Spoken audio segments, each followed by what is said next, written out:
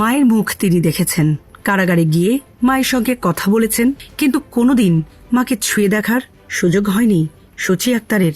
মায়ের বুকে মাথা রেখে আদর পাওয়ার স্মৃতিও নেই তার, কারণ মায়ের যখন কারাগারে যাওয়া তখন সূচির বয়স মাত্র 3 মাস। সেই ছোট্ট শিশুটি বড় হয়েছে মায়ের স্নেহ থেকে দূরে। আর মা শরীফা বেগমও কাটিয়েছেন জীবনের প্রায় অর্ধেক সময় কারাগারের একটি ছোট্ট কক্ষে, যেখানে প্রতিটি দিন ছিল মৃত্যুর অপেক্ষা। 1998 সালে একটি হত্যা মামলায় গ্রেফতার হন শরীফা। তখন তার বয়স ছিল প্রায় 30 বছর। বিচারিক আদালতে 2000 সালের অক্টোবরে তাকে মৃত্যুদণ্ড দেওয়া হয়।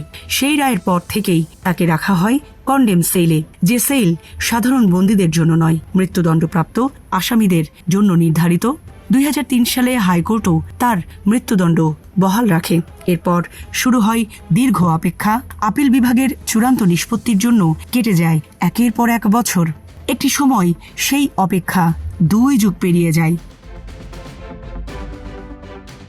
এই দীর্ঘ সময় শরীফা জানতে পারেননি তার শেষ পরিণতি কি হবে। তিনি কি মৃত্যুদণ্ড পাবেন, নাকি কোনো একদিন আদালত তাকে মুক্তি দেবে? জীবনের সবচেয়ে গুরুত্বপূর্ণ প্রশ্নটির উত্তর না পেয়েই কেটে গেছে তার যৌবন, মধ্য বয়স এবং জীবনের মূল্যবান সময়। 2016 সাল থেকে শরীফা ছিলেন গাজীপুরের কাশিমপুর কেন্দ্রীয় মহিলা কারাগারের কন্ডেম সেলে।